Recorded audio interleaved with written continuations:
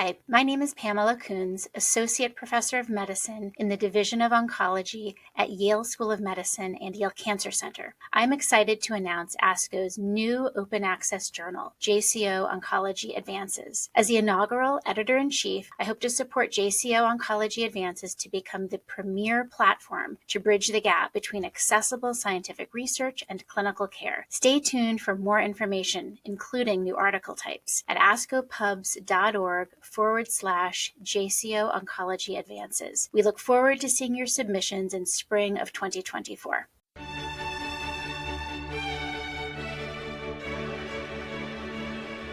This podcast provides observations and commentary on the JCO article, Post-Induction Minimal Residual Disease Monitoring by PCR in Children with Acute Lymphoblastic Leukemia, by Madalena Paganin and al.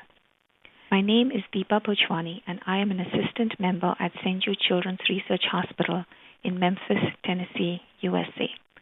My oncologic specialty is childhood leukemia. With current treatment approaches, the cure rate of childhood acute lymphoblastic leukemia, or ALL, exceeds 80%.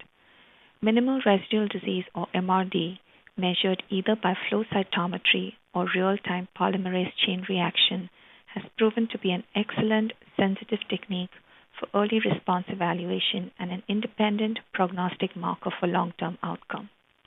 MRD is a composite assessment of chemosensitivity of the leukemic cells, effectiveness of the therapeutic regimen, and host pharmacogenetics. In addition to clinical and cytogenetic features, MRD is used for risk assignment and to aid therapeutic decisions for guiding intensity of treatment in contemporary therapeutic regimens for childhood ALL. The optimal time points for MRD measurements during therapy have been a topic of debate. Prior landmark studies demonstrated that the rapidity of early response is predictive of long-term outcome. Thus, MRD is frequently measured at the end of remission induction therapy, which is 4 to 6 weeks after initiation of chemotherapy. A negative MRD at this time identifies a subset of patients with low risk of relapse. Additional earlier time points, such as bone marrow MRD on day 15 or peripheral blood MRD on day 8, are also prognostic and have been incorporated into treatment regimens by various study groups worldwide. Alternatively, the Berlin-Frankfurt-Munster, or the BFM study group, measures MRD at a later time point, day 78, in addition to the end induction MRD at day 33, and stratifies patients into MRD standard risk, MRD intermediate risk, and MRD high risk groups based on these two results. In the AIEOP BFM ALL 2000 study reported 4 years ago, 7-year event-free survival estimates were 91%, 76%, and 47% for patients in these three MRD-defined risk groups respectively. In the current report from 2 Italian centers participating in the AIEOP BFM ALL 2000 trial, the authors hypothesized that MRD measurements later during post-remission therapy would also be helpful to identify patients at high risk for relapse. Therefore, 110 patients underwent extended bone marrow MRD surveillance approximately every 2 months until the end of therapy, which is 24 months, and at 2 months after completing therapy. These results were not available to the treating physicians, and no therapy changes were made based on the results. Not surprisingly, they found a strong association between high MRD at early protocol-specified time points and frequency of positive MRD at later time points.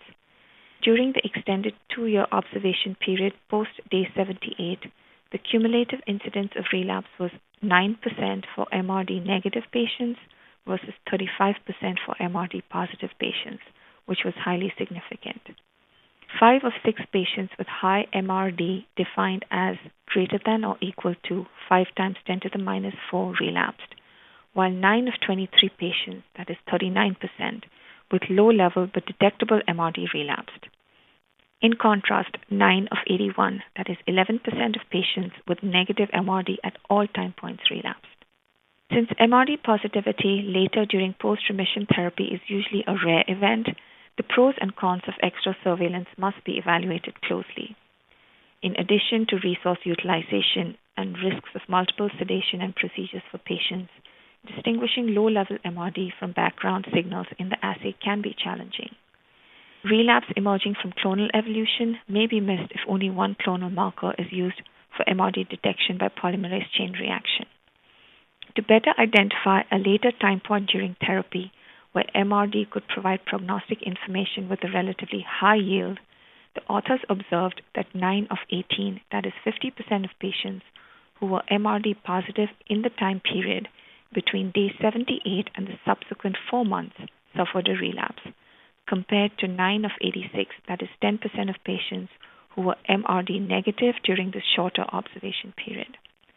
Thus, they suggest that an extra MRD assessment within 4 months of day 78 would be helpful to identify patients at high risk for relapse.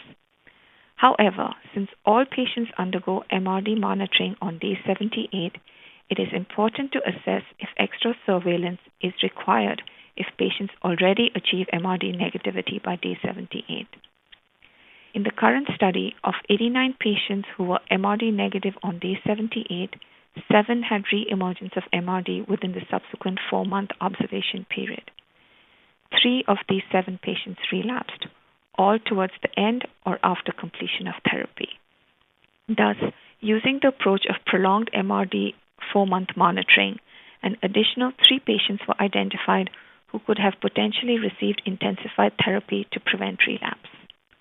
On the other hand, 9 of 81 patients with undetectable MRD at all time points throughout the study also relapsed.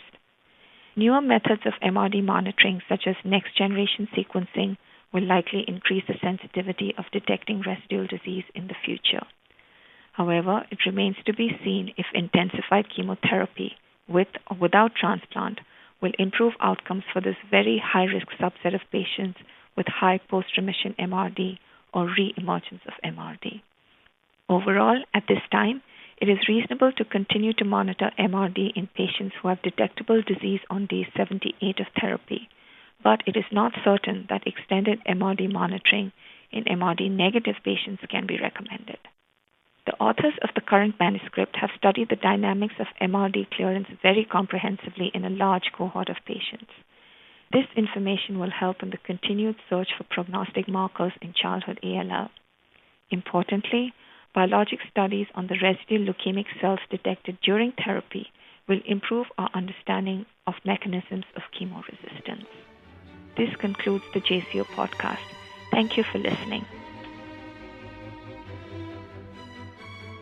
For more original research, editorials, and review articles, please visit us online at jco.org. This production is copyrighted to the American Society of Clinical Oncology. Thank you for listening.